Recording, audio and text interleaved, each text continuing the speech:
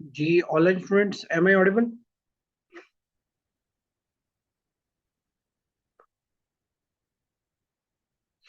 Shall we start? Okay, fine. चलें जी। तो सबसे पहले इस टॉपिक की इंपॉर्टेंस ये है कि ये एक तो पीएमएस में रिपीटेड आता है, नंबर वन। नंबर टू ये है कि ये आपको overall as a student of Pakistan affairs and political science it helps you to understand and analyse the system of Pakistan. तो सबसे पहले जी,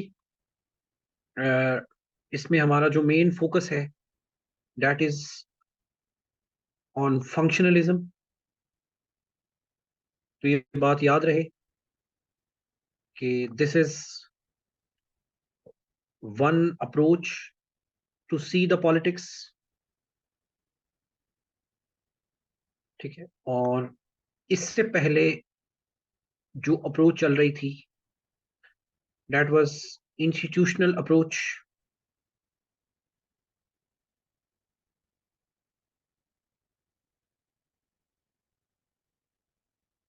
to see the politics that then change to the functionalism.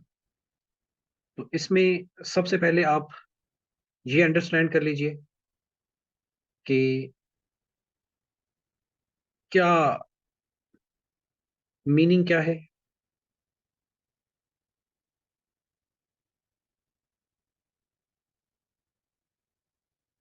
What is the fundamental concept of this approach what we call structural functionalism.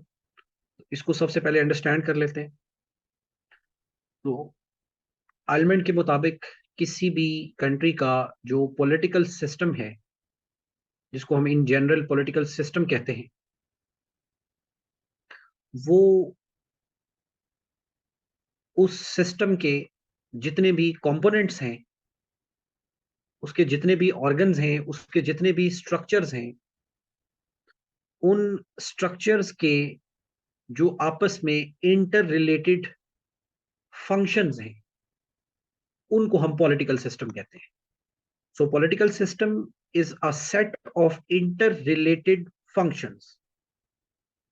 यानी कि political system एक ऐसे network को कहते हैं। तो इसको आप अपनी बॉडी के ऊपर जरूर अंडरस्टैंड कीजिएगा कि जिस तरह हमारी बॉडी के अंदर, हमारी बॉडी जो है वो is a set of multiple systems connected together and performing certain functions. तो एग्जैक्टली exactly जो किसी कंट्री की पॉलिटिकल सिस्टम है that is also a network performing various functions. और जो नेटवर्किंग होती है उसमें आपको पता है कि अगर एक जगह पे बग आ जाए तो वो बाकी जगहों पे भी इशू क्रिएट करता है। Same goes for these functions कि if one of the function अपना function is broken then the entire system जो है वो डेट गेट्स प्रॉब्लमेटिक। ठीक है। उसके बाद दूसरी चीज जो इसमें अंडरस्टैंड करने की है कि दुनिया के अंदर जितने भी all political systems either they are democratic, either they are authoritarian और ट्राइबल, वो एट कोर एलिमेंट कहता है कि वो सिमिलर फंक्शंस ही परफॉर्म करते हैं, आल्दो उनके जो स्ट्रक्चर्स होते हैं वो डिफरेंट होते हैं। ठीक है। If you go back to the parliamentary system और द प्रेसिडेंशियल सिस्टम और the authoritarian system of China और the liberal democratic system of United States of America, so that according to the element does not make any difference because they all share one thing in common, and that is the performance of the performance of core functions.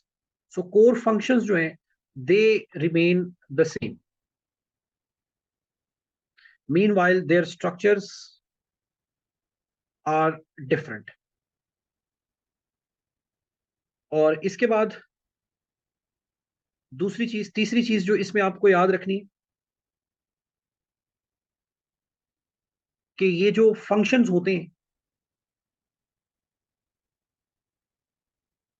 ये इस system या इस network के अंदर, जी इस system या इस network के अंदर ये दो तरीकों के फंक्शंस या दो तरीकों के जो स्ट्रक्चर्स हैं वो मौजूद होते हैं। एक का नाम होगा फॉर्मल स्ट्रक्चर्स और दूसरे का नाम होगा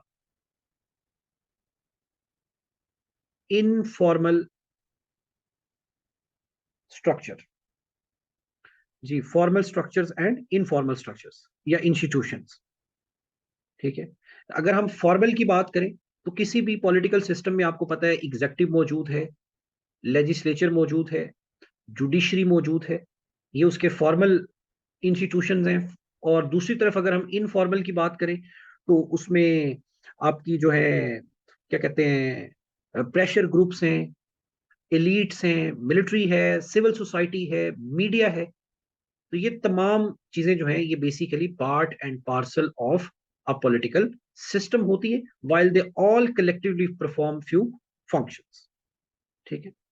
लेकिन इसमें जो सबसे अहम पॉइंट है जो इस थ्योरी का, जो इस वर्ड स्ट्रक्चरल फंक्शनलिज्म में आपको you guys have to keep in mind, that is कि ऑल द फंक्शंस, इनकी जो एफिशिएंसी होगी ना, it will be determined by how much stability they produce. जी, how much stability they produce. Because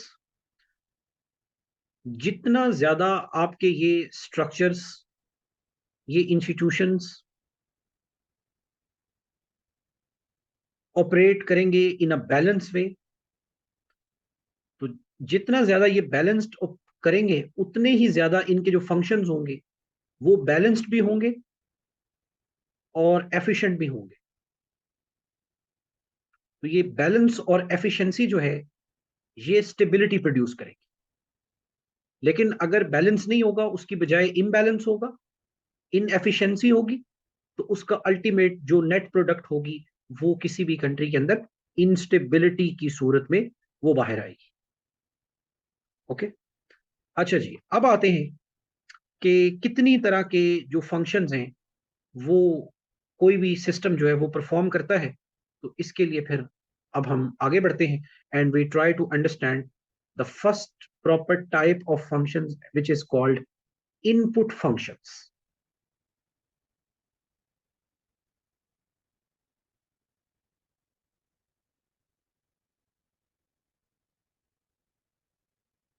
ji, input functions. अच्छा जी, input functions कौन से हैं? ये वो फंक्शंस हैं जिनके थ्रू सोसाइटी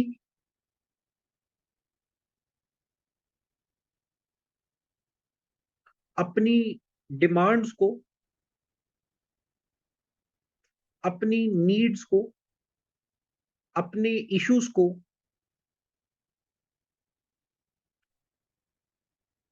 क्लेम्स के अंदर कन्वर्ट करती है।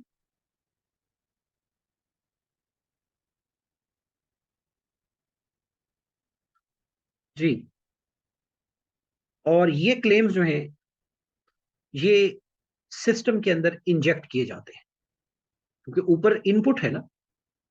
तो इसका मतलब है कि पॉलिटिकल सिस्टम कहीं हवा से तो नहीं आएगा। Political system depends on the people. Political system depends on कि सोसाइटी में इश्यूज कैसे हैं, लोग किस नोयत के हैं, उनके मसाइल क्या हैं। ठीक है। तो सबसे पहला जो फंक्शन है जी, जो इनपुट के तौर पर आपको याद रखना है वो है political socialisation. Political socialisation and political recruitment. Political socialisation and political recruitment. जी, तो सबसे पहले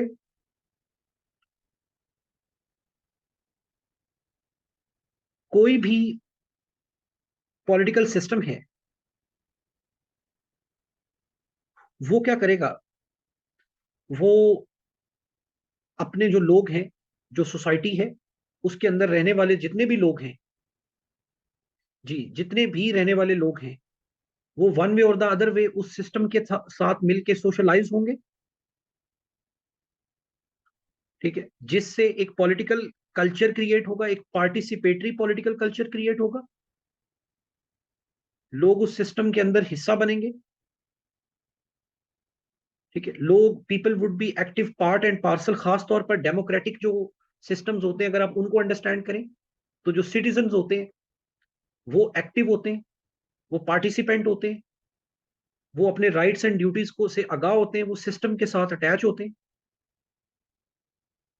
ठीक है, और इसी वजह से फिर ऐसे जो सिस्टम्स हैं वो रिक्रूटमेंट की तरफ लेके जाते हैं। ठीक है, जहां पे कोई भी शख्स जो है वो सियासी तौर पर एक open and competitive opportunity find कर सकता है।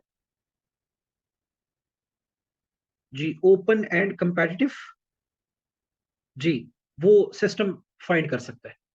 आप पाकिस्तान समेत दुनिया के जितने भी बड़े मुल्क हैं जो थोड़ा बहुत जमहूरियत के साथ अटैच हैं, ठीक है, अगर आप उनको देखेंगे तो आपको समझ आएगी कि जितनी अच्छी ये political socialisation and political recruitment होगी, उसकी वजह से उस कंट्री के अंदर जो लोगों में पॉलिटिकल वैल्यूज होंगी वो भी वैसी ही डेवलप होंगी।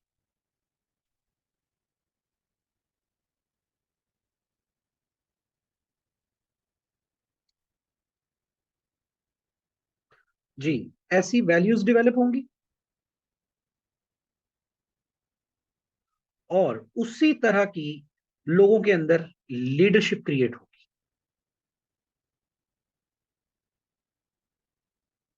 जी, वैल्यूज भी क्रिएट होंगी और लीडरशिप भी क्रिएट होगी। तो this is the first input function of a political system. Number two पे आ जाएं। जो इनपुट फंक्शन आपने याद रखना है, दैट इज इंटरेस्ट आर्टिकुलेशन।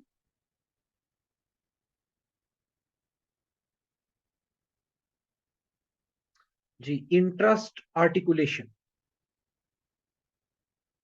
तो ऑब्वियसली जिस तरह पहले बात हुई कि सोसाइटी के अंदर जो लोग रहते हैं उनके बहुत सारे इश्यूज होते हैं, उनके बहुत सारे मसाइल होते हैं। कभी उनके उनको डेवलपमेंट का मसला है, कभी उनको कोई रूल ऑफ लॉ का मसला है, कभी कोई और कोई अ, उनकी कोई सोशो इकोनॉमिक डेवलपमेंट का इशू है। तो फिर ये जो इनपुट फंक्शंस हैं ये कैसे परफॉर्म होते हैं? ये परफॉर्म होते हैं जब, इसमें नोट कर लीजिएगा, प्रेशर ग्रुप्स ऑपरेट करते हैं, सोशल मूवमेंट्स चलती हैं, कोई ट्रेड यूनियंस आगे आती हैं, कोई लेबर यूनियंस आगे आती हैं, कोई स्टूडेंट यूनियंस आगे बढ़ती हैं, कोई लॉयर्स मूवमेंट हो जाती है। ओके, कोई डिजिटल एक्टिविज्म हो जाती है, कोई प्रोटेस्ट होते हैं। तो ये तमाम तरीके हैं, ये वो तमाम स्ट्रक्चर्स हैं जो कौन सा फंक्शन परफॉर्म कर रहे हैं? ये सोसाइटी की नीड्स को, डिमांड्स को, एंग्जाइटीज को, परेशानियों को, मसलों को ये आर्टिकुलेट कर रही है। ओके, और इनके लिए हम पॉपुलर जो वर्ड इस्तेमाल करते हैं वो ये करते हैं जी कि मुआशरे के अंदर से ये डिमांड आ रही है। जी, लेबर यूनियन ये डिमांड कर रही है, किसान यूनियन ये डिमांड कर रही है। तो इसको फिर एक्सप्रेस किया जाता है। ठीक है, जी, इसको एक्सप्रेस किया जाता है, आर्टिकुलेट किया जाता है एंड देन एक्सप्रेस किया जाता है। तीसरी चीज जो इनपुट फंक्शन है, that is interest aggregation. Interest aggregation,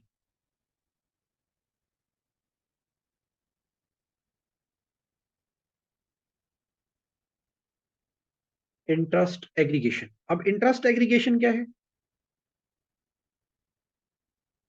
for example, in every country more or less there are political parties। तो पॉलिटिकल पार्टीज क्या करती हैं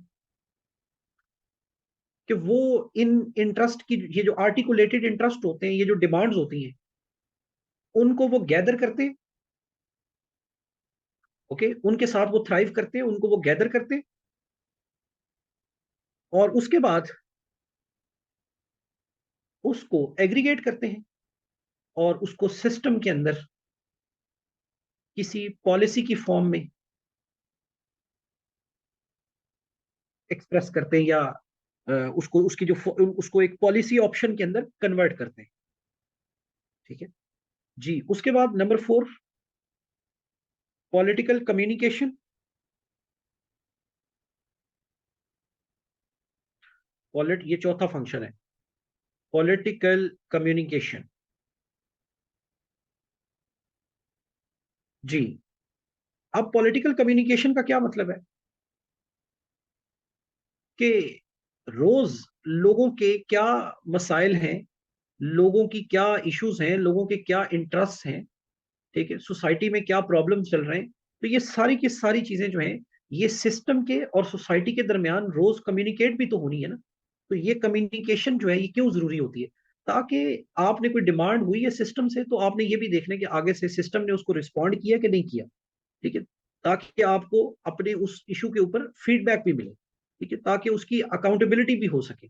और ये सारा काम जो है, ठीक है, ये आपको पता है कि ये मीडिया करता है। अब आजकल इसको लिख रहे सोशल मीडिया ये काम करता है। तो दीज वर द इनपुट। जी, these were the input functions. These were the input functions of a system. अब आएंगे जी दूसरी कैटेगरी जो बताई है एलमेंट ने, that is the output functions.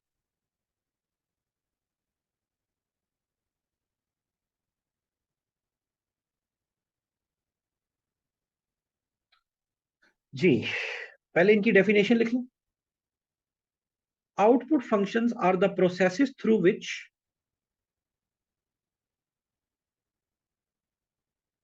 G output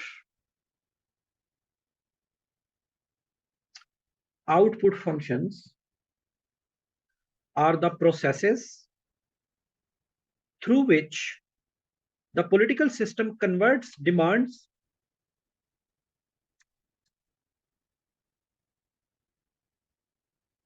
into binding authoritative decisions.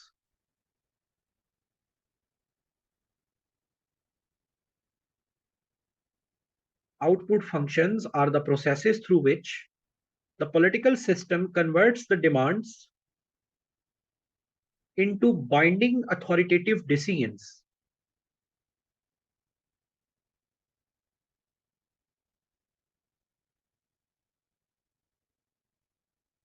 जी, तो कौन कौन से सिस्टम जो है, फंक्शन जो है वो कोई भी सिस्टम परफॉर्म करेगा।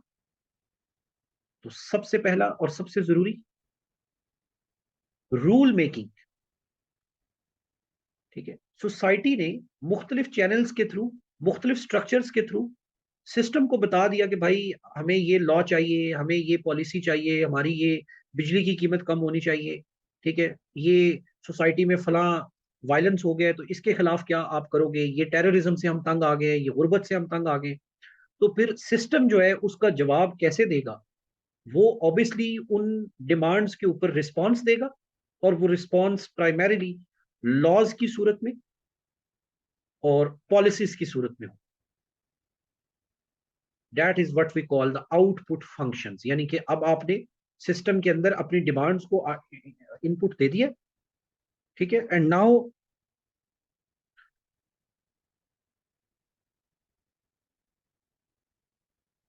जी, now it is on the part of the system कि अब वो उनको किस तरह से रिस्पॉन्ड करता है। तो इसमें आप देखें कि जो रूल मेकिंग है, ये आपका एक इदारा होता है प्राइमरीली पूरी दुनिया के सिस्टम्स के अंदर यही एक इदारा होता है मेनली, जिसका नाम है लेजिस्लेचर। ठीक है, जो कि इन फंक्शंस को परफॉर्म करता है। और ऑब्वियसली इसके साथ कहीं ना कहीं जो एग्जेक्टिव है वो भी इसके सपोर्ट कर रहा होता है, इसके अंदर कोई ना कोई रोल जो है वो प्ले कर रहा होता है। इसमें आप एग्जांपल लिखें यूके की, पाकिस्तान की, कि जहां पे 70% के करीब जो पार्लियामेंट जो है, जो बिल पास करती है, जो एक्ट पास करती है, वो बिल्स ऑफ द गवर्नमेंट होते हैं। ठीक है, जिनको पब्लिक बिल्स कहा जाता है या गवर्नमेंट बिल्स कहा जाता है।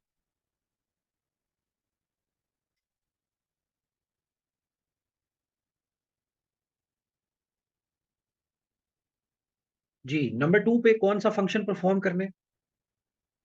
That is rule application. Rule बना दिया, लॉ बना दिया, now it is rule application. अब बारी है इंप्लीमेंटेशन की। सिर्फ लॉ बनाना तो काफी नहीं है ना, there has to be some implementation of the decisions. तो ये आपको पता है कि ये किसी भी सोसाइटी में आप जाएंगे, किसी भी दुनिया के पॉलिटिकल सिस्टम को आप ओपन अप करेंगे, तो वहां पे एग्जीक्यूटिव जो ब्रांच है, that is primarily responsible for the execution and implementation of the law. और एग्जीक्यूटिव जो है, इनके मोस्टली जो स्ट्रक्चर्स हैं दुनिया में, वो ये होता है कि इन प्राइम मिनिस्टर है या प्रेसिडेंट है तो उसके साथ उसकी कैबिनेट है, और कैबिनेट जो है उसके पास नीचे मिनिस्ट्रीज हैं, और जो मिनिस्ट्रीज हैं those are practically run by the civil bureaucracy या मिलिट्री ब्यूरोक्रेसी या सिविल ब्यूरोक्रेसी। तो ये फिर उस जो पॉलिसी है, वो जो लॉ है, उसकी इम्प्लीमेंटेशन का ये क्या है, ये फ्रेमवर्क है। Bureaucracy is the implementation arm of the state, is the bureaucracy is या executive bureaucracy, executive led by अपना bureaucracy led by the chief executive is responsible for the policy execution. और जितना अच्छा लॉ होगा, जितनी अच्छी policy होगी, जी, जितना अच्छा, जी, जितना अच्छा ये लॉ होगा उतनी अच्छी एप्लीकेशन होगी, और जितनी अच्छी एप्लीकेशन होगी उतना ही वो सिस्टम अपनी परफॉर्मेंस, उतनी स्टेबिलिटी बेटर प्रोड्यूस करेगा, उतनी उसकी इफेक्टिवनेस ज्यादा होगी। ठीक है, उतनी ज्यादा स्टेट की कैपेसिटी इंक्रीज करेगी, उतनी ज्यादा आपकी एडमिनिस्ट्रेशन बेटर होगी, जी, उतनी ही ज्यादा अच्छी आपकी एडमिनिस्ट्रेशन होगी। तीसरा बड़ा फंक्शन जो दुनिया का कोई भी पॉलिटिकल सिस्टम जो है वो परफॉर्म करेगा, दैट इज रूल एडजुडिकेशन। जी, that is rule adjudication. Rule adjudication.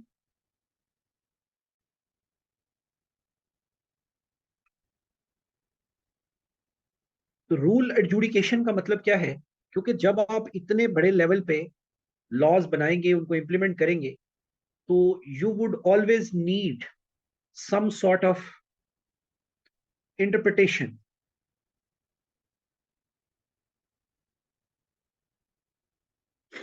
Ji, you would always need some sort of interpretation. और इंटरप्रिटेशन का मतलब है कि आपको कहीं ना कहीं डिस्प्यूट रेजोल्यूशन, उसका भी कोई मैकेनिज्म चाहिए।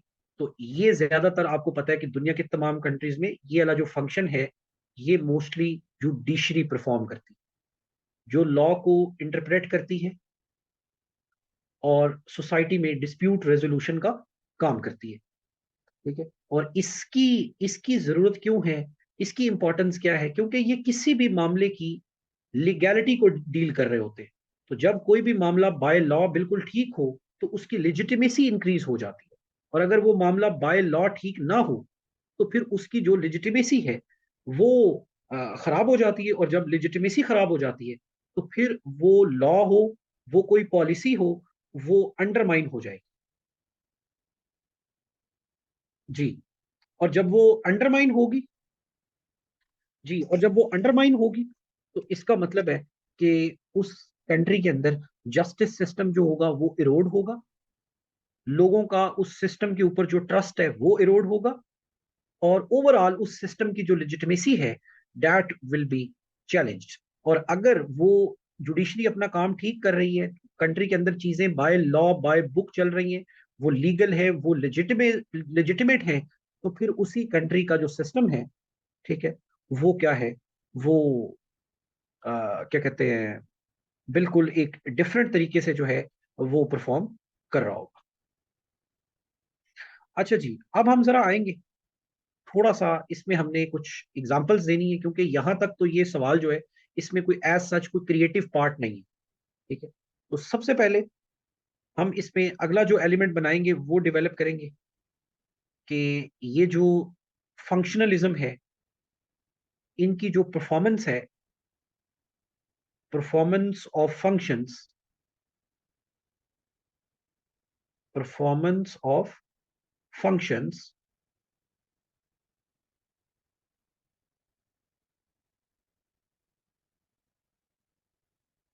इन डेवलप्ड कंट्रीज। जी, इन डेवलप्ड कंट्रीज। तो इसके ऊपर एक पैराग्राफ आप लिख सकते हैं। तो इसमें आप बताएं कि जो पहला फंक्शन है इनपुट, दैट वाज, क्या है वो बोला, पॉलिटिकल सोशलाइजेशन। तो उसमें आप बताएं कि वहां पे जो डेवलप कंट्रीज होते हैं उनके अंदर ये चीजें स्कूल लेवल पर, स्कूल जो होते हैं वो बच्चों को ये चीजें सिखा रहे होते हैं, सिविक एजुकेशन दी जा रही होती है बच्चों को, और उसके साथ साथ वहां का जो मीडिया है, ओके, वो भी उन फंक्शंस को, लोगों को ट्रेन कर रहा होता है। ठीक है, तो अगर आप दुनिया के अंदर for example Denmark, Canada, Finland, Sweden, in countries को देखें तो इनका डेमोक्रेसी का इंडेक्स तकरीबन 9 इशारिया समथिंग के करीब होता है। ठीक है, यहाँ पे जो वोटर टर्नआउट है वो 90% होता है। यहाँ पे जो लोग सिस्टम के अंदर एक्टिवली कंट्रीब्यूट कर रहे होते हैं तो वो इतने परसेंट के करीब होते हैं। तो ये रिफ्लेक्ट करता है कि यहाँ पे जो वहाँ का सिस्टम है उसके अंदर जो इनपुट फंक्शंस हैं वो बड़े बेहतरीन काम कर रहे हैं। लोगों के अंदर एक डीप रूटेड सिविक सोशलाइजेशन है। जी, लोगों के अंदर एक डीप रूटेड जो है वो सिविक,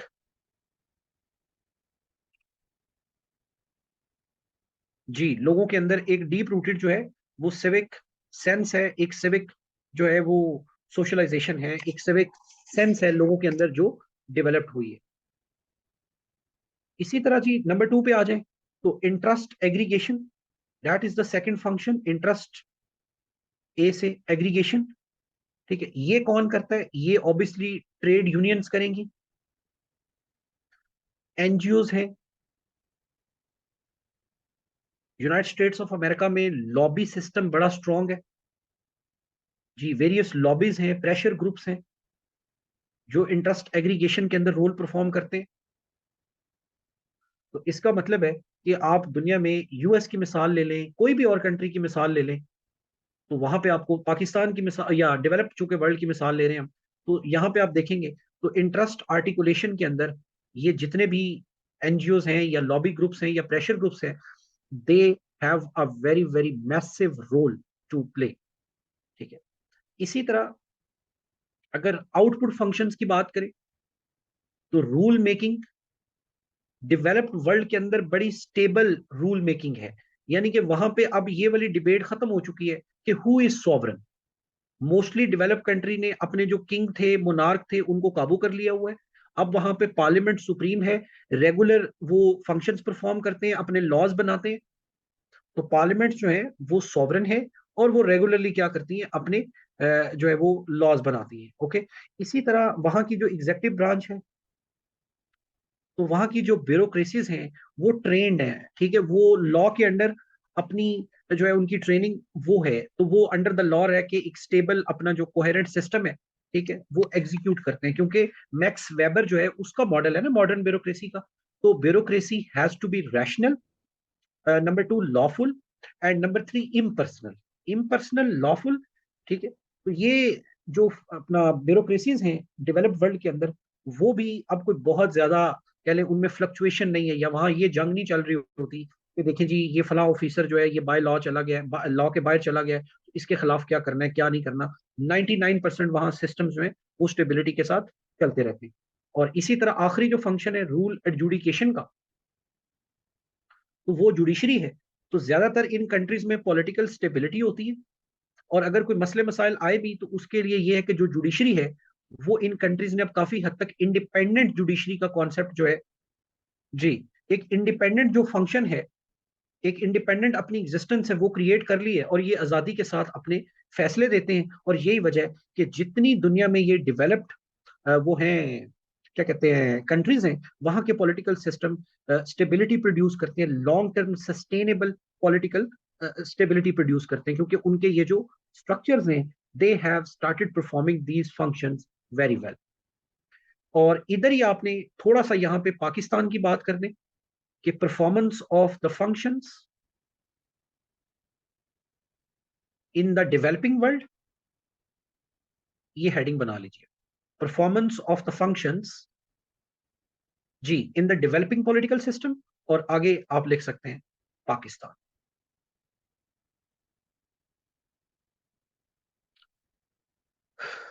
जी, तो नंबर वन इस पे बात करें कि हमारे यहाँ जो पॉलिटिकल सोशलाइजेशन है, जो पहला इनपुट फंक्शन है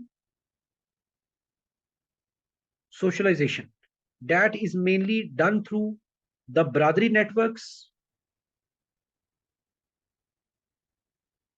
okay, by the caste system, by the clan system, by the madrasa networks, और आजकल चूंकि डिजिटल मीडिया है तो डिजिटल मीडिया,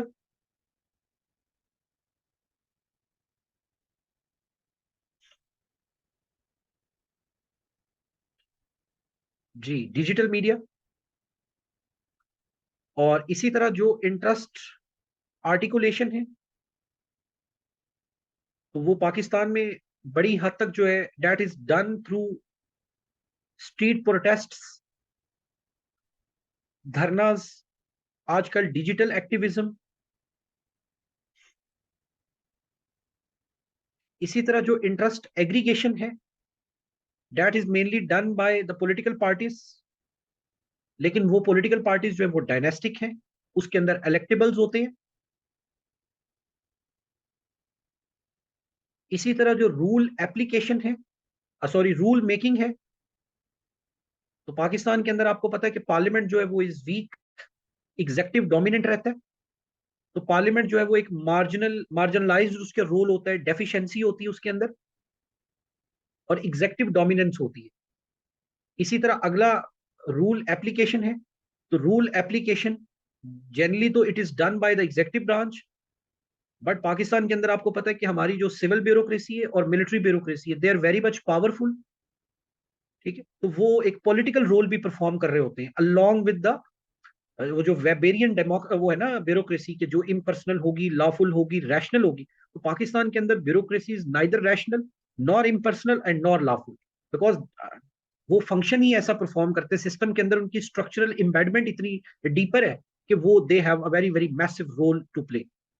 इसी तरह जो रूल एडजुडिकेशन है, जी, वो काम तो जुडिशरी का है, और जुडिशरी वो काम करती भी है, लेकिन समटाइम्स आपको पता है पाकिस्तान में judiciary becomes a political player. जी, अभी आ रही है आवाज?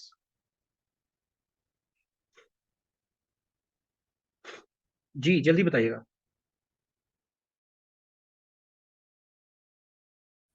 ठीक है, ठीक है, जी, बिल्कुल ठीक है। तो sometimes becomes a political player. Okay, thank you. जी, जी, तो judiciary becomes a political player, it goes beyond law, and it does not perform its functions very well. अच्छा, अगर आप इजाजत दें तो मैं आपको एक छोटी सी इम्प्रोवाइजेशन करा दूं। अभी हम थोड़ी देर पहले वी वर वी से मुराद जो एक दो स्टूडेंट्स के साथ मैं I was in a meeting, तो वहां पे ना हम एक क्वेश्चन सॉल्व कर रहे थे कि 47 से लेके फॉर एग्जांपल 58 तक, ये हम पाकिस्तान की बात कर रहे हैं, या वो पूछ लेता है कि 2008 से लेके तो 2025 तक तो इस तरह का सवाल वो दे देता है पाकिस्तान अफेयर में कि जी इस डेकेड के अंदर जो कुछ हुआ और इन डेकेड्स के अंदर जो कुछ हुआ, तो इनके अंदर आप एनालाइज करें। ठीक है, पाकिस्तान ये आता है, पास पेपर में भी क्वेश्चन आया हुआ है। ठीक है, मेरा ख्याल है अपना पाकिस्तान अफेयर्स में ये क्वेश्चन आया हुआ है। ठीक है, तो इस तरह का जब भी कोई सवाल आए तो हमेशा कोशिश करें कि आपने बिल्कुल यही स्ट्रक्चरल फंक्शनल अप्रोच को अपने माइंड में रखना है। ठीक है, जहां पे आपने, बच्चे जो ना वो बुखला जाते हैं कि वो फिर रैंडम इंफॉर्मेशन लिखना शुरू हो जाते हैं। No, you have to attempt these questions with the help of the structures which you have gathered from the political science. जैसे आप कुछ भी ना करें, सिर्फ इस सारे के दौरान ये देखें कि यार एग्जेक्टिव ब्रांच क्या कर रही है, या उसको देख लें कि उसके दरमियान और इसके दरमियान ये वेरिएबल ले लो। इसी तरह लेजिस्लेटिव ब्रांच देख लो, इसी तरह जुडिशियल ब्रांच देख लो। ठीक है, इसी तरह पॉलिटिकल पार्टीज को देख लो, इसी तरह पॉलिटिकल कल्चर को देख लो, इसी तरह पॉलिटिकल सोशलाइजेशन को देख लो, इसी तरह सिविल ब्यूरोक्रेसी को देख लो, इसी तरह मिलिट्री ब्यूरोक्रेसी को देख लो, इसी तरह आप कोई मीडिया को देख लो। इसका मतलब है ये 7-8 वेरिएबल्स जिस बच्चे के पास है, उसको फिर इस तरह का क्वेश्चन अटेम्प्ट करते हुए कोई मसला ही नहीं होगा, क्योंकि उसको पता होगा कि मैंने अगर 47 से 58 की डेवलपमेंट्स को देखना है, तो मैं देखूंगा कि एग्जेक्टिव ब्रांच की क्या सिचुएशन थी, लेजिस्लेटिव ब्रांच की क्या सिचुएशन थी, जुडिशरी की क्या सिचुएशन थी। ठीक है, सिविल मिलिट्री रिलेशंस की क्या सिचुएशन थी, ब्यूरोक्रेसी क्या कर रही थी। ठीक है, मीडिया की डेवलपमेंट कितनी थी। तो it becomes a very very easy and creative question. Otherwise लोगों को ये समझ ही नहीं आती कि अच्छा यार इनके और इनके दरमियान व्हाट इज द सिमिलैरिटी और व्हाट इज द डिफरेंस। ठीक है, तो यहां से फिर आप क्रिटिकल एनालिसिस जब करोगे तो आपको पता चलेगा कि पाकिस्तान के अंदर अगर आज हमारा पॉलिटिकल सिस्टम इंस्टेबिलिटी प्रोड्यूस करता है, ठीक है, मतलब the biggest argument you guys are going to ever have on Pakistan political system is one word, and that is instability, instability and instability. आप लोग रोज मेरे से बेहतर रीडिंग भी करते हो, आप लोग इतनी ज्यादा अखबार भी पढ़ते हो, जिन बच्चों ने अटेम्प्ट देनी है वो तो आजकल बहुत पढ़ रहे होते हैं। ठीक है, तो आप मुझे बताइए कि जितने भी तज्जिए कर लो, जितनी भी किताबें हम इकट्ठी कर लें, is there, do you agree to this one word कि पाकिस्तान के अंदर एक मसला जो कि क्रॉनिक है, 70 75 80 साल के अंदर क्रॉनिक एक ही चीज है, एंड दैट इज कि हमारा political system produces political instability. Do you agree to this conclusion? मतलब इसमें कोई there is no rocket science, मैंने कोई मुश्किल बात नहीं कर रहा हूँ, कोई भी मैं आपको किसी राइटर का रेफरेंस नहीं दे रहा हूँ, कोई थ्योरी का रेफरेंस नहीं दे रहा हूँ। ठीक है, सिर्फ आप एलिमेंट को अगर माइंड में रखें, जी एलिमेंट को माइंड में रखें, तो आपको समझ आ जाती है कि हमारा जो पॉलिटिकल सिस्टम है that is a little different. ठीक है, in terms of its functions. तो इसलिए मैं बच्चों को कहता हूँ कि यार ये जो पिछली हेडिंग्स है ना, ये आप मुझसे पढ़ लो, दुनिया में जहां से मर्जी पढ़ लो, ये चेंज नहीं हो सकती, क्योंकि ये एलमंड ने खुद बातें की हैं। लेकिन एलमंड ने पाकिस्तान को केस स्टडी के तौर पर नहीं लिया हुआ, ये हम ले रहे हैं। तो इसलिए फिर आप इस सवाल के अंदर जो पाकिस्तान का एलिमेंट है उसको जरूर ऐड कीजिए, थोड़ा सा कर ले। ठीक है ना, थोड़ा सा जितना दिल करे उतना कर ले, as a case study, as a example add कर ले। और आखिरी हिस्सा जी इस सवाल का, एंड दैट इज इंपॉर्टेंस, कि एलमेंट का ये जो मॉडल है, इससे हम क्या सीख सकते हैं, इसकी क्या इंपॉर्टेंस है, इसकी क्या विजिबिलिटी है जो हमें आगे जाके भी हेल्प कर सकती है। तो ये लिख लें जी, नंबर 1 कि एक तो अगर हम एलमेंट के इस मॉडल को देखें तो हम दुनिया के तमाम जो पॉलिटिकल सिस्टम्स हैं, ठीक है, उनको हम यूनिवर्सल बेसिस पे और कंपैरेटिव बेसिस पे स्टडी कर सकते हैं जी। ठीक है ना, क्योंकि जब आप लोग पेपर में भी ये मिस्टेक करते हैं, पॉलिटिकल साइंस पेपर 2 में भी, कि वो आपसे पूछता है कि चाइना के ऊपर बात करो, और बाज औकात चाइना में से सवाल आ जाता है ना, CPC, communist party of China. तो बच्चे क्या करते हैं, बच्चे चुप करके सीपीसी को पकड़ते हैं और उसके ऊपर तनकीद शुरू कर देते हैं कि this is one party system, this is one party system, so this is wrong. लेकिन एलमेंट हमें यह सिखाता है कि नहीं, either it is one party system और two party system, either it is a liberal system or a democratic system or an authoritative system. Whatever the system is does not matter. What matters is that all the structures or all the system produce or perform certain functions. Okay, and the biggest function a political system can ever perform is to produce the political stability. Okay, so if China's system produces stability, brings economic prosperity, brings socio-economic development, so that is perfectly fine. And if United States multi-party system brings political stability, it brings socio-economic development of its people, that too is perfectly fine. Okay, so this is the one significance of this model, where we can universalize about the comparative political systems in the world, and this is equally applicable in political science paper too. जी, दूसरी चीज जो मेरा personal favourite है इसका point, वो ये होता है कि किसी भी सोसाइटी के अंदर, खास तौर पर पाकिस्तान जैसे मुल्क के अंदर, एक मौजू कभी भी पुराना नहीं होगा। अभी देखिए, डॉक्टर मलिया लोधी ने किताब लिखी है, एडिट की है उन्होंने, क्या नाम है उसका भला, सर्च फॉर स्टेबिलिटी। मतलब 2025 आ गया है। ओके जी, 2025 आ गया है, और पाकिस्तान के ऊपर कौन सी किताब प्रोड्यूस हो रही है, और जो कि एक लेटेस्ट किताब है उसका नाम क्या है जी, सर्च फॉर स्टेबिलिटी। तो दैट मीन्स कि हमारे कंट्री के अंदर, जी हमारे कंट्री के अंदर, in terms of stability and instability, there is always going to be debate. Why this is going to be a debate? उसकी वजह जो आलमंड के मुताबिक हमें समझ आती है, वो ये आती है कि हमारे यहाँ there is functional imbalance. Functional imbalance कैसे भला? लॉ मेकिंग करना पार्लियामेंट का काम है, ऐसा ही है। तभी सिस्टम स्टेबिलिटी प्रोड्यूस करेगा ना, जब पार्लियामेंट जो होगी वो लॉ मेकिंग करेगी। लेकिन पाकिस्तान में क्या होता है कि 40 साल तो आप निकाल देना, वैसे माइनस कर दे डायरेक्ट मार्शल लॉ, और बाकी का जो टाइम है जिसको हम सो कॉल्ड डेमोक्रेसी कहते हैं, अगर आप उसको भी ले आए, तो आप लास्ट गवर्नमेंट थी पाकिस्तान तहरीके इंसाफ की, उसको ले लें, अभी पीडीएम की गवर्नमेंट है, आप इनको ले लें, you name any political government of Pakistan, the so called democratic government of Pakistan, you will see कि ये लोग हमेशा पार्लियामेंट को बाईपास करेंगे और प्रेसिडेंशियल एग्जीक्यूटिव ऑर्डिनेंस उसके थ्रू अपना काम चलाएंगे। और अगर खुदा न खास्ता ऑर्डिनेंस नहीं भी निकालना, तो पार्लियामेंट से भी अगर लॉ पास कराने हैं, तो ये दुनिया की वाहिद पार्लियामेंट होगी जो ना कोई 5-7 मिनट में, ओके, 16 को बिल पास कर देती है।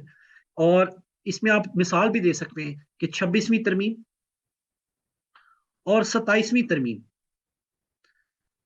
ये दो अमेंडमेंट्स वो अमेंडमेंट्स हैं जिन्होंने पाकिस्तान के पॉलिटिकल स्ट्रक्चर और उसकी फंक्शनैलिटी को फंडामेंटली ऑल्टर कर दिया, फंडामेंटली चेंज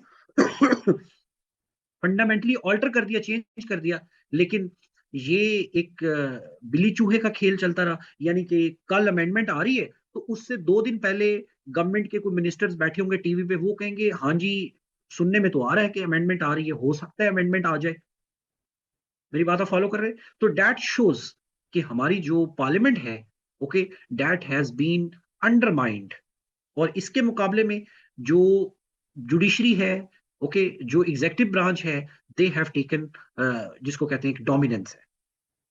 ओके, और उसके बाद आ जाए जी नंबर 3 पे, जो इसकी इंपॉर्टेंस है, कि हम इसकी इंपॉर्टेंस कैसे जान सकते हैं, और वो ये है कि दुनिया के अंदर जितनी भी कौमों ने पॉलिटिकल डेवलपमेंट की है और अपने कंट्री को मॉडर्नाइज किया है, एग्जाम्पल्स लिखें। वर्ल्ड वॉर 2 के बाद जापान, जर्मनी, उसके बाद सिंगापुर, इंडोनेशिया, मलेशिया, फिर चाइना,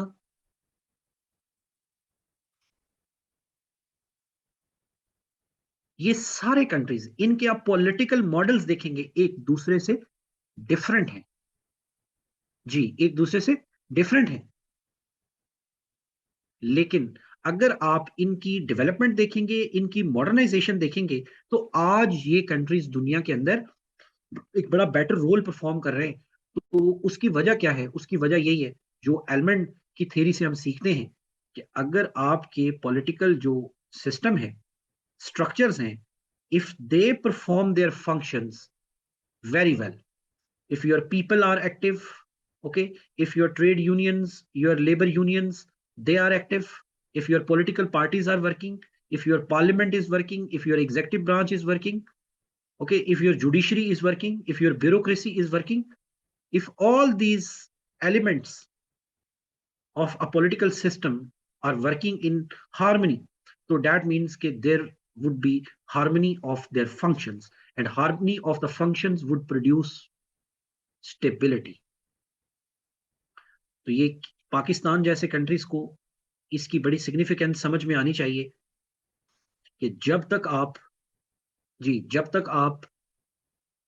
पॉलिटिकल डेवलपमेंट और मॉडर्नाइजेशन करना चाहते हैं, तो you always need to have in mind कि जब तक आपके कंट्री के अंदर आपका सिस्टम एक फंक्शनल स्टेबिलिटी प्रोड्यूस नहीं करेगा, ठीक है, या एक जो स्टेबिलिटी है वो प्रोड्यूस नहीं होगी, तो इसका मतलब है कि अब किसी भी कंट्री के अंदर आपको पॉलिटिकल डेवलपमेंट और मॉडर्नाइजेशन जो है वो नजर नहीं आएगी। ये नहीं हो सकता कि आप जो है वो कोई भी मुल्क है तो उसके अंदर आप ये भी कहेंगे सर उनकी ग्रोथ रेट, जीडीपी, ये वो 15 8% और 9% 10% में ग्रो कर रही है, और पता चले कि वहां पे इंस्टीट्यूशनल लड़ाइयां भी चल रही हैं, और वहां पे जो उनका सिस्टम है वो कोई फंक्शंस भी परफॉर्म नहीं कर रहा। या पिछला पॉइंट ले लो कि अगर कोई फंक्शनल इम्बैलेंस है, ठीक है, जिस तरह पाकिस्तान के अंदर मिलिट्री और पार्लियामेंट दोनों को अगर आप कंपेयर करो, तो they have a huge huge functional imbalance.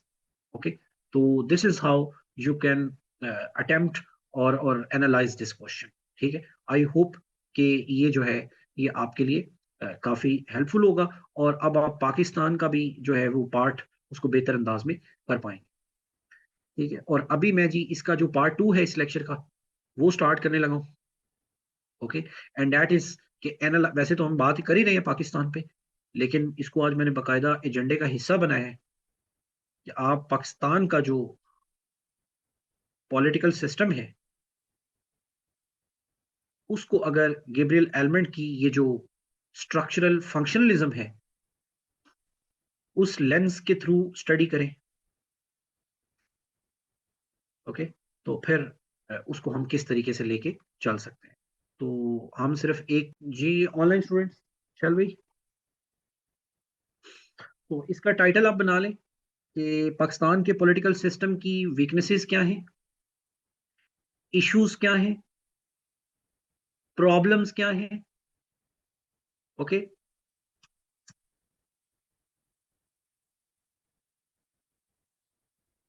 और हर लेवल पे जाके हम एनालाइज करेंगे। तो कितनी तरह के जी सिस्टम कोई भी फंक्शन परफॉर्म करता है?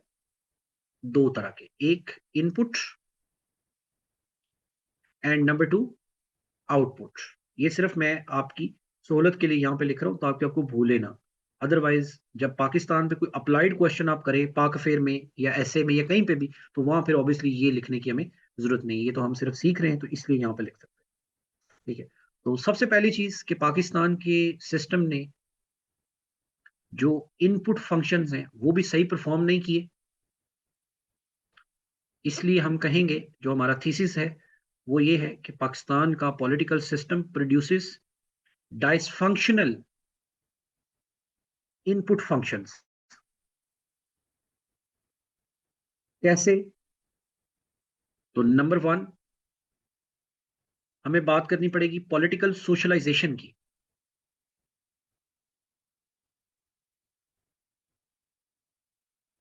Very very important element of a political system, जी, पॉलिटिकल सोशलाइजेशन।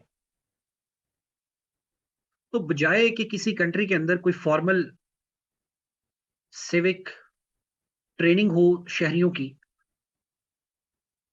ओके, कोई उनकी कुछ सिविक सोशलाइजेशन हो, हमारे यहाँ जो पॉलिटिकल बिलीफ्स होते हैं लोगों के, वो मोस्टली आपको पता है उनमें क्लैन, ट्राइब, बरादरी,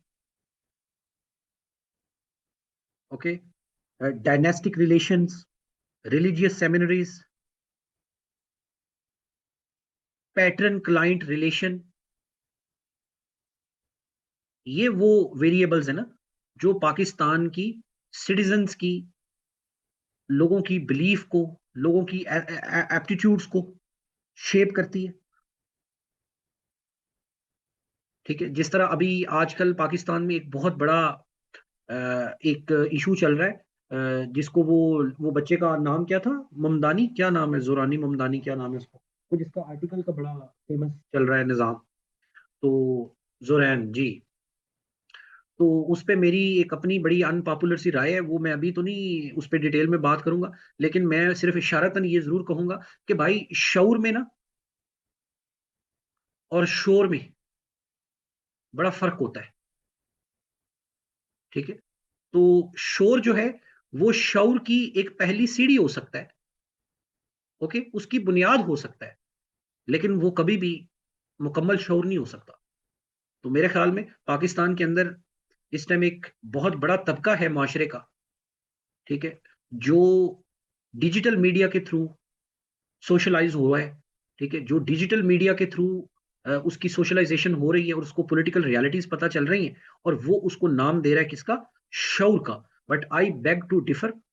ठीक है, और मैं इस पे अभी बात इसलिए भी नहीं करता हूँ कि ऑलरेडी ही जो पाकिस्तान तहरीक इंसाफ है, माजरत के साथ, उन जो उनके ऊपर अगर क्रिटिसिज्म हो जाए गलती से, तो उसकी जो कॉस्ट है वो आपको अनपॉपुलैरिटी की सूरत में देनी पड़ती है, जो कि इस साल में मैंने दी भी है। ठीक है, क्योंकि अगर आप कल्ट फॉलोइंग करेंगे, बैंड वैगन करेंगे, तो people would be very happy, and I practically know people, ठीक है, जो इस चीज को बेनिफिट करते हैं। ठीक है, लेकिन मैं अभी भी, मेरा बड़ा दिल किया है, कुछ लिखा भी है मैंने इसके ऊपर ना, कि शऊर और शोर इसमें क्या फर्क है। तो लेकिन मैं उसको पब्लिश नहीं करा पा रहा, या मैंने भेजा नहीं है, वरना मैंने एक वेबसाइट के लिए आर्टिकल लिखा है, लेकिन मैं उसको भेजा नहीं है। उसकी वजह सिर्फ यही है कि शोर जो है ना, उसके चक्कर में ना फिर वो बहुत गालियां पड़ती हैं। ठीक है, और मैं अभी इतना दिलेर नहीं हूँ कि इतनी सारी गालियां जो है वो बर्दाश्त कर लूँ। जी जी, मुझे पता है, मेरे जो चाहने वाले मुझे वो यही मशवरा देंगे कि आपने नहीं भेजना, तो मैं आप लोगों से बस शेयर कर लूंगा, भेजूंगा नहीं। ठीक है, लेकिन वो मेरे दिल में कुछ चल रहा था, वो मैंने लिख दिया। ठीक हो गया। हाँ जी शारजा, आपका मुझे पता था आपने कहना है, क्योंकि आप भेजे, क्योंकि आपको तो उससे बड़ा जो है वो दिली राहत मिलेगी है, कुछ चस्का आएगा तो वो बिल्कुल भी मैं नहीं कर सकता। ठीक है, एनीवेज, जी नंबर टू पे बात करते हैं। जी नंबर टू पे बात करेंगे हम, इंटरेस्ट आर्टिकुलेशन।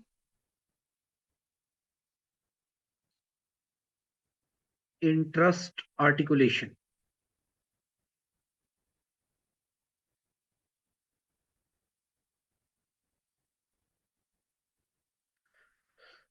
मैडम कह रही हैं कि वकीलों को डर सूट नहीं करता। नहीं जी, मैं डरा हुआ वकील हूँ। सही है जी, मैं डरा हुआ वकील हूँ, मुझे ऐसे ही रहने दें। सही है। हाँ जी, मैं वो वाला वकील नहीं हूँ जो इस तरह की बातों में आके जज्बाती हो गए तो चार गालियां निकाल दे। हाँ जी, मैं डरा हुआ वकील हूँ। जी, इंटरेस्ट आर्टिकुलेशन। जी, रादर देन कि पाकिस्तान के अंदर कोई फॉर्मल इंटरेस्ट ग्रुप्स हों, प्रॉपर, ठीक है, जिनकी बैकिंग हो, जो सिस्टम को जिस तरह अमेरिका या दुनिया में करते हैं, कि वो बाकायदा तौर पर उसकी कोई वो करें, इंटरेस्ट आर्टिकुलेशन करें। हमारे यहाँ क्या होता है कि इनफॉर्मल जो प्रेशर ग्रुप्स हैं, जिसमें खास तौर पर रिलीजियस प्रेशर ग्रुप्स हैं, बाज़ औक़ात वो आके पूरी की पूरी सोसाइटी जो है उसको हाईजैक कर लेते हैं, पूरे के पूरे मुआशरे के इंटरेस्ट को हाईजैक कर लेते हैं। ठीक है, फिर उसके बाद जिस तरह हमारे यहाँ धरना कल्चर रहा है हिस्टोरिकली, कि जो भी बात है बस ठीक है, सड़क बंद कर दे। ठीक है, और सिस्टम जो है उसको आप नुकसान पहुंचाते हैं बाज़ औक़ात इस तरह की चीज़ों से, जो कि पॉलिटिकल इंस्टेबिलिटी के अंदर कंट्रीब्यूट करता है। ठीक है, जी इसी तरह जो इंटरेस्ट आर्टिकुलेशन है, वो लिख लें, पाकिस्तान का जो पॉलिटिकल सिस्टम है उसके अंदर बजाय के इनफॉर्मल प्रोफेशनल पॉलिटिकल पार्टीज जो हैं, जी वो करें, उसकी बजाय हमारे यहाँ ज्यादातर, जी उसकी बजाय हमारे यहाँ ज्यादातर जो है वो ये काम, इलेक्टेबल्स जो हैं वो आपस में कोalition बनाते, या हमारी जो पॉलिटिकल पार्टीज हैं वो भी इन इलेक्टेबल्स के साथ कोalition बनाती हैं, उनको पैटर्न क्लाइंट नेटवर्क में लेती हैं, उनको उसके बदले में मिनिस्ट्रीज ऑफर करती हैं, and they people get into the political process. ठीक है। इसी तरह अगर हम आउटपुट फंक्शंस की बात करें, तो मेरा नहीं ख्याल कि इस पे हमें बहुत ज्यादा डिटेल में बात करनी चाहिए, क्योंकि जितने भी स्टूडेंट्स आप लोग मौजूद हैं, can you locate 80 years of your country, 78 79 years of your country के पार्लियामेंट जो है वो कब कब कैसे कैसे स्ट्रगल करती रही है? तो इसके अंदर आपने जितनी दफा भी पार्लियामेंट को डिसॉल्व किया गया है, मार्शल लॉज के थ्रू, 58 2B के थ्रू, ये प्रेसिडेंशियल पावर होती थी टू डिसॉल्व द असेंबली। और इसी तरह जो हमारा एग्जेक्टिव है, प्राइम मिनिस्टर, वो जमहूरी हो के भी तो वो पार्लियामेंट को कैसे बाईपास करते हैं और उसको कैसे डिक्टेट करते हैं। तो ये सारी चीजें रिफ्लेक्ट करती हैं कि पाकिस्तान की पार्लियामेंट्री जो सिस्टम है, वो अपना जो फंक्शन है, पार्लियामेंट्री फंक्शन रूल मेकिंग का, उसको आज तक सही से परफॉर्म नहीं कर सकी। बिकॉज इसके पीछे जो ये जो स्ट्रक्चर है, इसको बाकी स्ट्रक्चर्स ने क्या किया है, वीक किया है। और एक और बात लिख लें कि parliament has always been the victim of institutional imbalance. वो किन का आइडिया है वो भला, इम्बैलेंस वाला? यार वो बाबा जी का क्या नाम है, उनका रेफरेंस मैं देना चाह रहा हूं असल में यहाँ पे आपको। हमजा अलवी, यस, हमजा अलवी का रेफरेंस लिख लें। जी, हमजा अलवी, तो उनका रेफरेंस लिख लें। ये पाकिस्तान अफेयर में आपको बहुत काम आती है चीज, कि किस तरह पाकिस्तान के अंदर जो मिलिट्री है और दीगर जो इदारे हैं, वो in relation to parliament they have always performed functional, एक कह लें इंस्टेबिलिटी या एक फंक्शनल मार्जिनलाइजेशन। जी इसी तरह, जी जी जी, हमजा अलवी की बात कर रहा हूँ, बिल्कुल बिल्कुल जी, उनकी किताब है बिल्कुल। और पाकिस्तान के जितने बड़े पॉलिटिकल साइंटिस्ट हैं ना, उनके वो पीर हैं, उनके वो दादा हैं, वहीं से सबका अपना आर्ग्यूमेंट लेते हैं। जी इसी तरह नंबर 2 हमारे एग्जेक्टिव पे आ जाए। जी बिल्कुल, I spoke to doctor Ilhan, he was referring to Hamza Alvi. I spoke to Dr. Tahir Kamran. He was speaking about Hamza Alvi. So ये बड़े नाम है पाकिस्तान के अंदर पॉलिटिकल साइंस के अंदर और पॉलिटिकल सिस्टम के ऊपर, तो they always refer to Hamza Alvi. Anyways जी, तो अब आएंगे एग्जेक्टिव की तरफ। तो हमारा जो एग्जेक्टिव है, वो अपनी जो फंक्शंस हैं उनको इनइफेक्टिवली जो है वो रूल करवाता रहा, क्योंकि सबसे बड़ा मसला यहाँ पे ये चलता रहा है कि दो ब्यूरोक्रेसीज जो हैं, ये इस मुल्क को खा गई हैं। एक सिविल ब्यूरोक्रेसी और एक मिलिट्री ब्यूरोक्रेसी। ठीक है, और कभी कभी ये लिख लें, ये दोनों आपस में पार्टनर रहती हैं। यहाँ पे डॉक्टर इल्हान का रेफरेंस लगा दीजिएगा। ठीक है, कि ये दोनों आपस में सिस्टमैटिक, ओके, चलें ठीक है, ठीक है। तो we were speaking about the executive part, और उसमें हम बात कर रहे थे कि पाकिस्तान के अंदर जो सिविल और मिलिट्री ब्यूरोक्रेसी है, इन्होंने आपस में एक सिस्टमैटिक कल्यूजन किया है। चाहे 2020, इसमें डॉक्टर इल्हान का रेफरेंस लिख लें कि 2024 के जो इलेक्शंस हैं, अगर आप उनकी मिसाल ले लें, या उसके बाद 1947 से लेके 1958 का जो टेन्योर है, जिसको पाकिस्तान के ऊपर लिखने वाले तमाम राइटर्स एक सिविल मिलिट्री ब्यूरोक्रेटिक ओलिगार्की के नाम से याद करते हैं, तो आज भी आप देख लीजिए कि कंट्री के अंदर टेक्निकली पॉलिटिक्स इज एब्सेंट, और स्टेट जो है उसके इदारे और खास तौर पर सिविल और military bureaucracy, they are ruling the system. इसी तरह जो तीसरा बड़ा फंक्शन था, वो जुडिशरी ने परफॉर्म करना था। तो पाकिस्तान की जो जुडिशरी है, उसको भी माशाल्लाह शुरू से ही नजर लग गई, चाहे मौलवी तमीजुद्दीन केस से आप रेफरेंस उठा लें, और आज तक आप आ जाएं कि जुडिशरी जो है उसने या तो मिलिट्री रूल को वैलिडेट किया, ठीक है, या पॉलिसी ऑफ जुडिशियल एक्टिविज्म लेके आए। ओके, और उसके बाद अपने आप को पॉलिटिसाइज किया,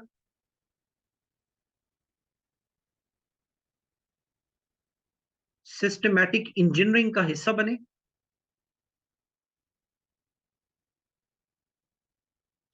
जी, तो this is how you can evaluate Pakistan's political system and its weaknesses through the model of Gabriel Almond. I hope that this helps you in political science as well as in Pakistan affairs. ठीक है, तो that's it जी. तो thank you very much. और इंशाल्लाह फिर अभी इसी तरह रैंडमली हम रोज या एक दिन छोड़ के. जी, डॉक्टर इल्हान का ये आर्ग्यूमेंट था, systematic collusion between civil and military bureaucracy. जी, systematic collusion between civil and military bureaucracy. That was the argument. Majid कह रहे हैं कि क्या ये सब बातें हम लिख सकते हैं as they are not against the state and its institutions. तो number one, when you attempt the question of political science or Pakistan affairs, okay, so these papers are not checked by intelligence agencies or corps commanders, okay, or brigadiers or majors. These papers are checked by the professors in universities. And number two, there is nothing anti-state. Okay, there is nothing anti-state. You are just trying to create your argument for the sake of analysis. So your language will never be personal. You will always use these words, executive, okay, or bureaucratic elite, or state elite, or military elite. So these all words are every day used by millions of the people in Pakistan, in the classrooms, in papers, in discussions, in books, on social media. So there is nothing anti-state. Okay, anti-state होना बहुत आगे की बात होती है, बहुत आगे की बात होती है. स्टेट के ऊपर, स्टेट के इदारों के ऊपर तनकीद करना इस तरह, तो फिर आपके पास जो भी सवाल आए उसका एजुकेशन सेक्टर का आ जाएगा, हम तो करनी पड़ेगी ना. ओके, अगर आपको हेल्थ पे सवाल आता है तो वहां भी आपको तनकीद करनी पड़ती है. तो there is nothing anti state. Okay, rest assured. Done हो गया.